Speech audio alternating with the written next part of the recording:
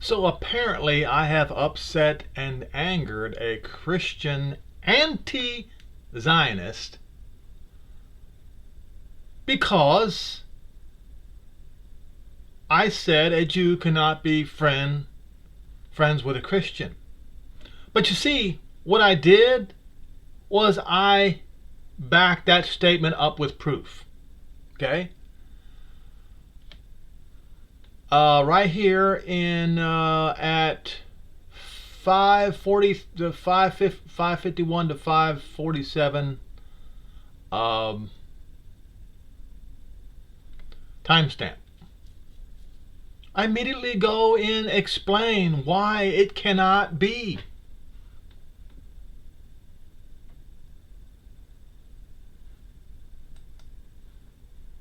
Here, let me play it for you. And I will tell you no. And here is why. Should I look at this one first? Oh yeah, I'll go ahead and look at this one first. Following the March 1938 Anschluss annexation of Austria by Nazi Germany, Jewish women and men in Austria frequently recalled a shocking and rapid transformation in their non-Jewish neighbors who turned from friendly acquaintances into hostile persecutors overnight. Testimonies and historical accounts from this period highlight several key aspects of this betrayal. Sudden hostility. Many Austrians, previously considered polite neighbors, and I've been telling people about this over and over, and I've been warning one of my own neighbors about this. Previously considered polite neighbors quickly embracing Nazi ideology, with some taking leading roles in terrorizing local Jewish residents. Scrubbing parties. Neighbors were often reported to be among the gleeful crowds, or even instigators in humiliating public spectacles where Jews were forced to clean streets with brushes or bare hands. And it goes on and on and on. This is what Christians did. They betrayed their friends. This is the reason why I said a Jew cannot be friends with a Christian. And I was pointing this out because Ben Shapiro and Tucker Carlson were friends. And I'm telling you, Jews, this statement was for the Jews. It wasn't really for the Christians. But I'm just telling the Jews, why can't you learn this lesson? Why does this lesson have to be learned over and over again?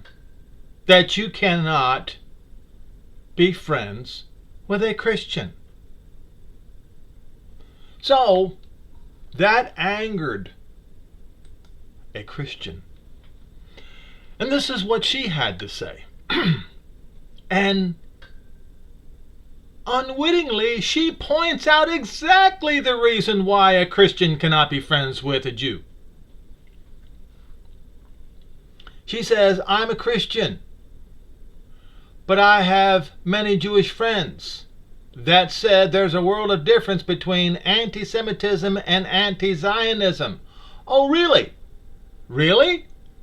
Okay.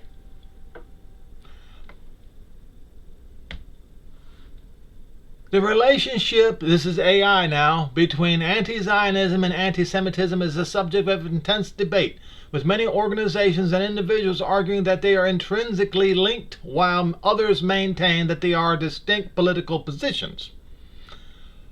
Here are the bullet points. Denial of self-determination. And that is the key.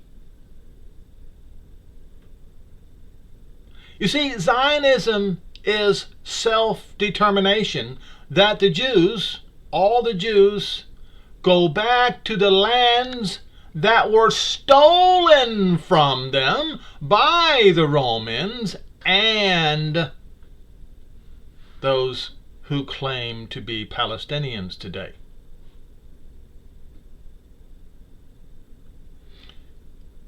So,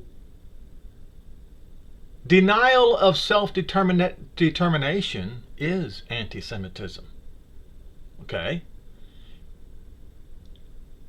Many argue that anti-Zionism is a form of anti-Semitism because it denies the Jewish people the right to self-determination in their ancestral homeland, a right recognized for all the other groups, but not the Jews. Jews can't have that right.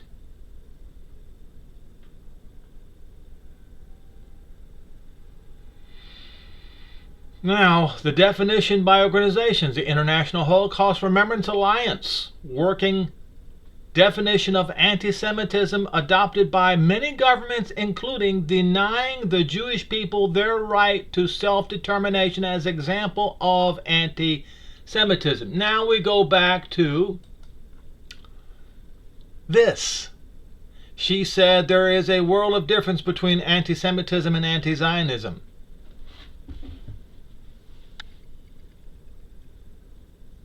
So she's lying. Just like Tucker Carlson lied. And then then he denied the lie that he said. That was caught on video. So is she lying by saying that there is a world of difference between anti-Semitism and anti-Zionism? Anti-Zionism is refusing to allow the Jews self-determination in going back to their own homeland, as every other group of people on the earth are able to do.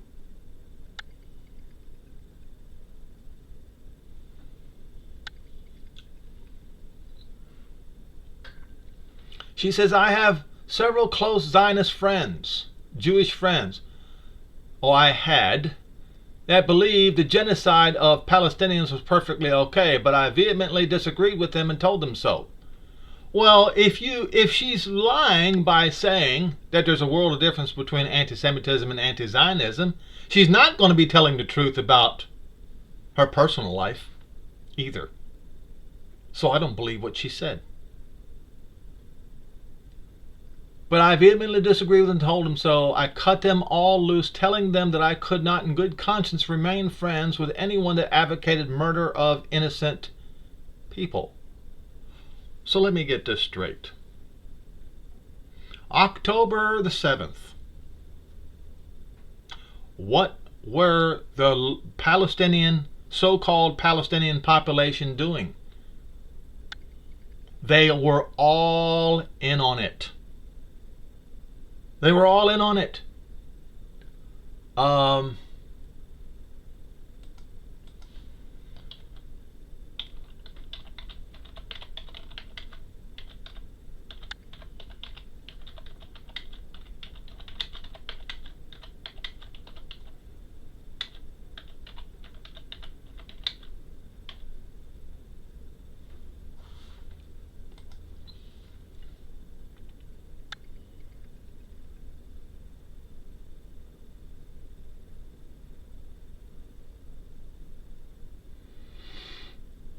Okay.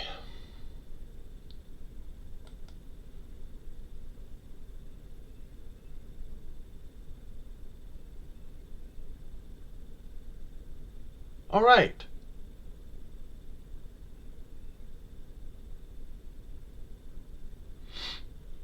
The October 7, 2023 attack was led by Hamas and other armed Palestinian groups, with some reports indicating participation by or presence of Palestinian civilians alongside fighters during the breach of the border. While the attack was carried out by militant groups, polls taken shortly after showed significant, though not unanimous, support among Palestinians for the action.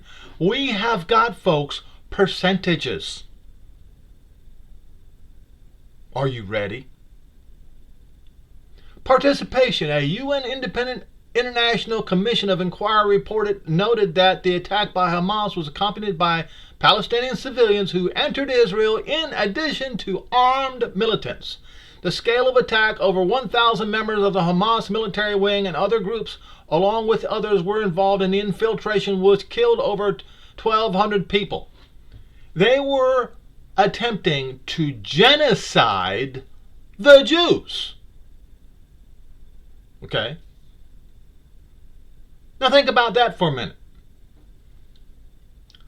Public opinion. A December 2023 poll by the Palestinian Center for Policy and Research, survey research, found that 72% of Palestinians, including 52% in Gaza and 85% in Judea and Samaria, expressed satisfaction with the role of Hamas in the war.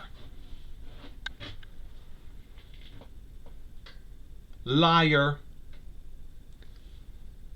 Woman, you are a liar by calling them innocent civilians.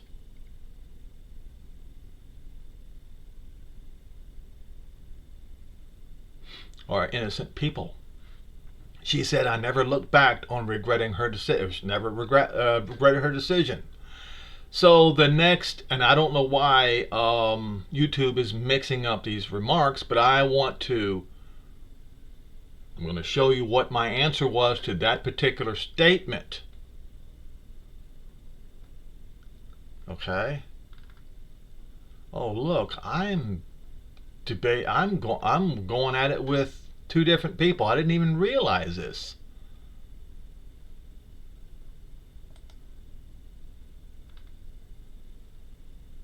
Oh, well, so somebody writes this. A different person. That's a ridiculous premise that Christians and Jews can't be friends. I live in New York and am close friends with a large number of Jews. My ex-husband, whom I'm still very close with, and his family have been to Jewish events and still have many Jewish friends who have the same questions Carlson has. Oh, really? Well, keep listening to Tucker Carlson and you're going to find out he is your enemy. Oh, Jew. You know it's disingenuous to claim that it's anti-Semitism when it's exactly this, anti-Zionism, not Zionism. You see what's happening to America, folks?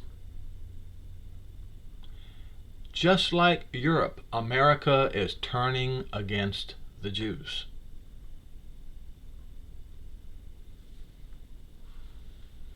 In fact, Luna, what is her name? Told Donald Trump. She is a Jew. She is Donald Trump's probably greatest counselor. She told Donald Trump that he is going to be the last pro-Jew president. And his remark was to her, and look, I'm not a fan of Donald Trump at all, because of the obvious. He does, his words say one thing, his actions, the way he treats Israel, is quite another. But he agreed that he's going to be the last pro-Israel, pro-Jew president.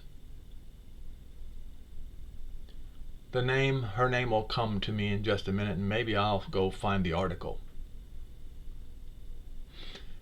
Not the false new question of whether or not Jews have the right to exist. No one in their right mind thinks that, except for a few backwoods idiots who feel that way about a lot of people. Oh, you mean like the people that you guys support over there, that you call Palestinians, that you call innocent people? Oh, but you don't agree with that, you see. You guys, you move the goalposts all the time. You change the narrative so that it suits you. This is the Christian way. This particular person says, let's be honest, what people are up in arms about is that the Israeli government has far too much control, blackmail, and donor power in our country.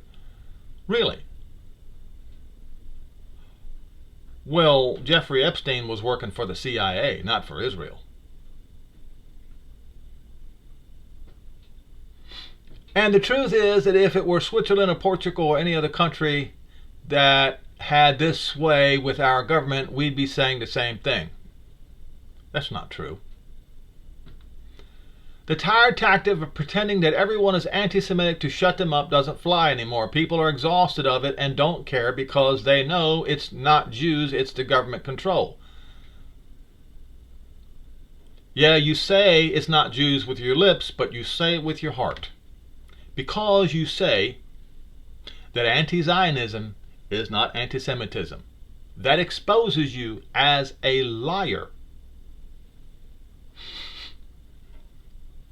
You, sir, as you sit explaining how Jews shouldn't be friends with Christians, are the one who's racist. Oh, really? When I pointed out what the Austrians did during the, 1938 annexation of Austria by Nazi Germany?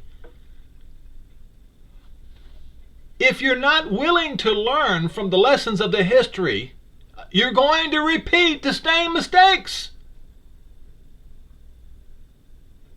You're telling the Jews not to learn from history.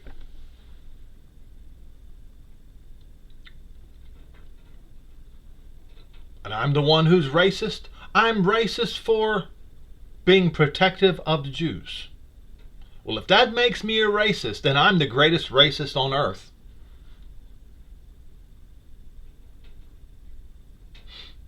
If Armenia or any other country that had endured genocide were still using persecution complex to get their way, people would despise it just the same. Time to get real, be realistic, and stop making problems where they don't need to be. Really? So, my answer was here, and this statement, my Jewish brothers and sisters, proves me right. Congratulations at Lahaza 6515. You have masterfully, eloquently, and foolishly made my point. You claim that the Zionist Israeli government is controlling what? Oh, let me guess. America? No, you have it all wrong. America is controlling the Israeli government. The Prime Minister is forced to grovel and kiss the feet of every U.S. president since the State of Israel began. How are we Jews supposed to get over the persecution complex when Christians have been calling for our genocide since 325 CE, the Crusades, the Catholic Judenzahl, blasphemy, Martin Luther's von Shem Hachmaforisch and von der Juden Unehrenlügen, and the Shoah? You are essentially asking us to forget? That's crazy! You are only friends with Jews as long as they are displaced from their homeland and kiss the feet of America. Well, I have only this to say to you. Hell no, we will never forget. And I want you all of you Christians and Muslims out there, no, we will never forget. Do you understand? Soon all Jews and all Zionists will be transferred back to Greater Israel, whether you like it or not. And you non-Jews will pay for the trip. Soon we Jews will finally be freed from the clutches of their anti-Zionist enemies.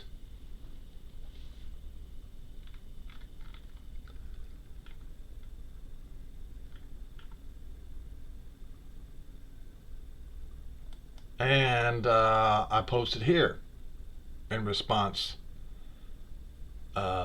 Zionists don't believe in murder. Zionists believe that those invaders who participating in the dispossession of Israel and dispersing of the Jews must be escorted and deported so that the return of all Jews can commence as explicitly written in Yoel 3. But you Christians refuse to read Yoel 3 because you Christians believe that Yoel 3 is not applicable for today. That makes you Christians party to the dispersing and genocide of the Jews that occurred at 70 CE. The word gospel means God's spell, which is not what the prophet Isaiah said. He said, glad tidings to Zion, Only Zionists believe in glad tidings to Zion. Christians and Muslims do not. Isaiah 40 and verse 9, O Zion that brings glad tidings, or good tidings, glad tidings, get you up into the high mountains.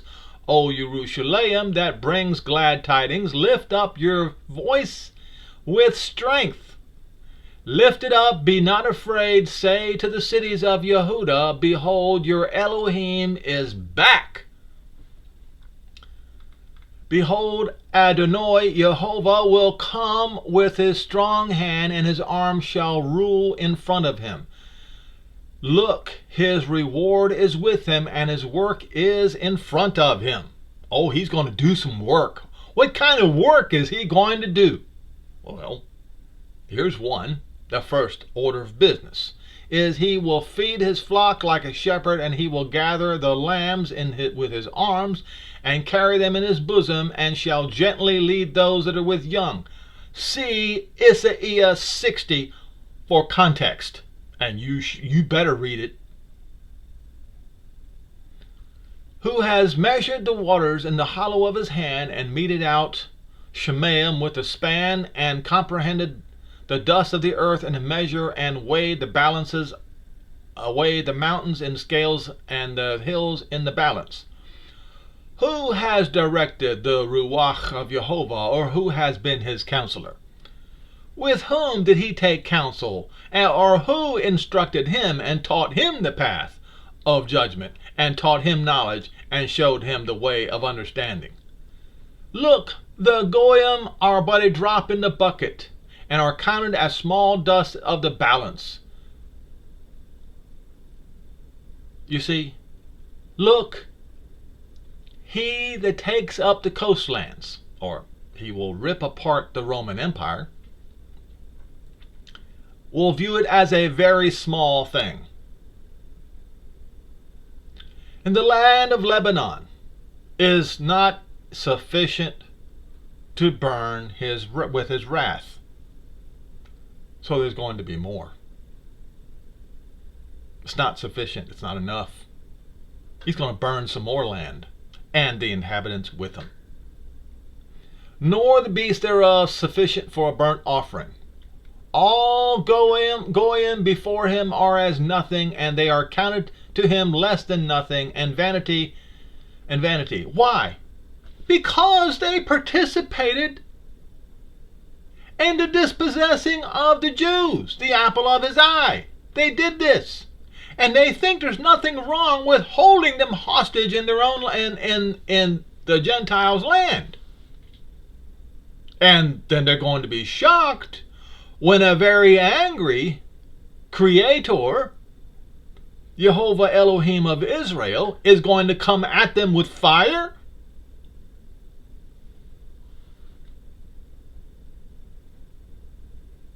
The premise of the statement from Isaiah is that the Goyim have been holding the Jews hostage in captivity in diaspora in foreign lands. These Goyim, Christian or not, refuse to abide by the words of the prophets and repatriate all of them back to their own land.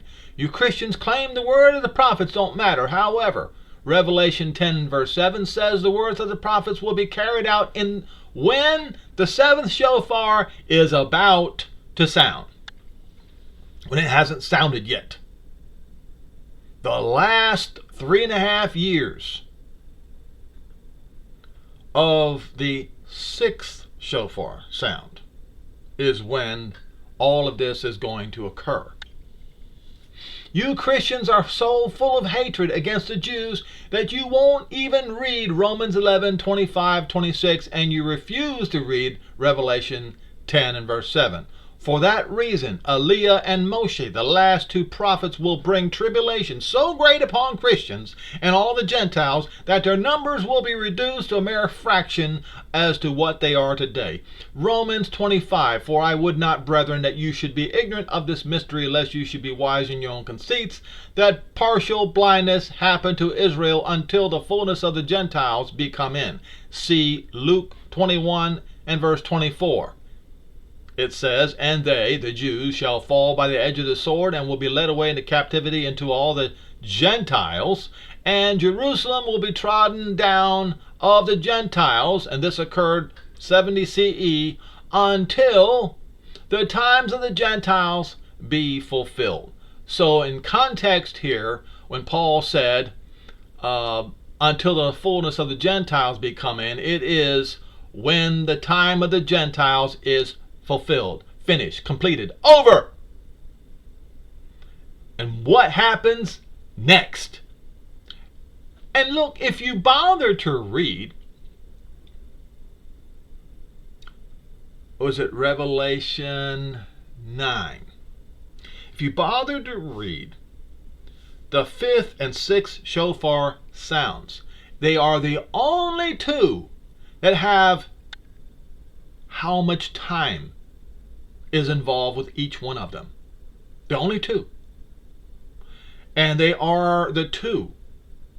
So you're talking about 5 months for the 5th shofar sound. You're talking about an hour a month, an hour a day, a month, and a year for the 6th shofar sound.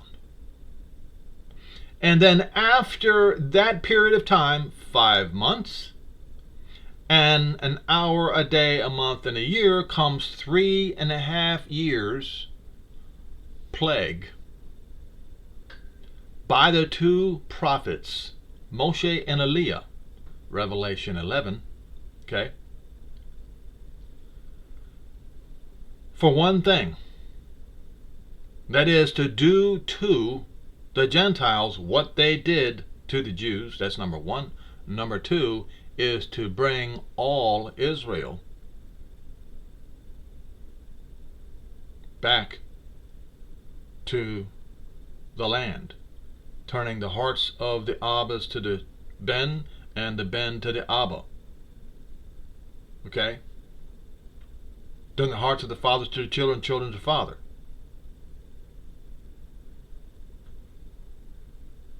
And that's the day that he's going to smite the earth with a curse.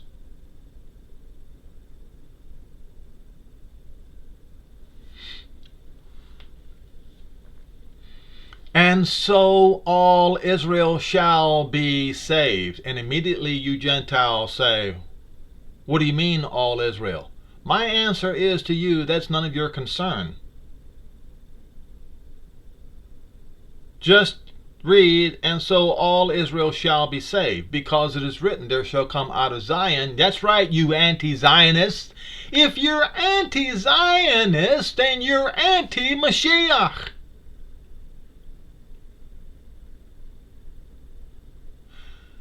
Come out of Zion the deliverer, and shall turn away unrighteousness from Jacob. And as I point out in here, if you disagree with this statement by Paul in Romans 11, you are anti-Mashiach, because anti-Zionism is anti-Mashiach. For this is my new covenant unto them, when I shall take away their sins, and it says so in Jeremiah 31 verses 31 through 34. New covenant is mentioned there. And if you refuse to read the words of the prophets, then you've got no choice but to read the words of Paul in Hebrews 8 verses 8 through 12. It says exactly, word for word, the same thing. Concerning the gospel, glad tidings to Zion, which the Gentiles no longer believe.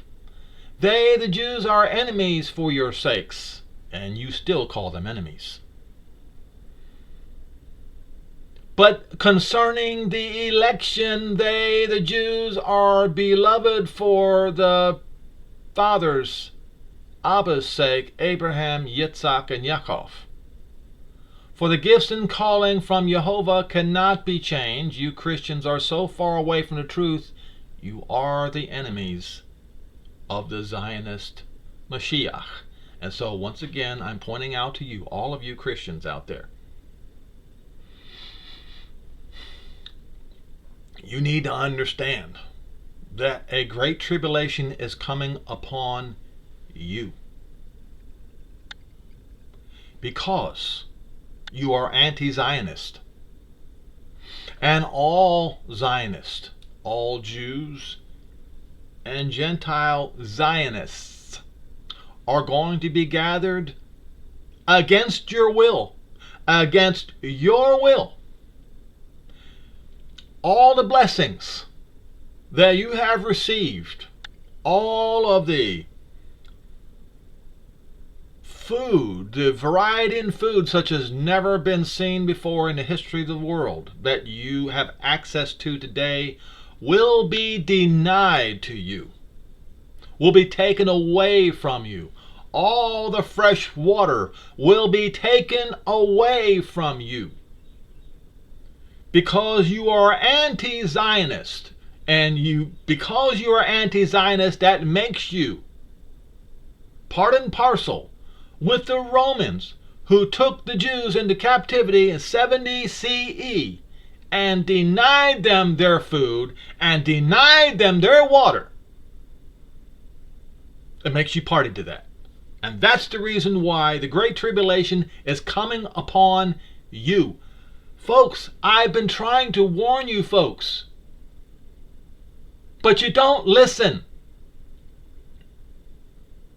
And even when it happens to you, you're still not going to listen. You will do exactly what your instincts tell you to do.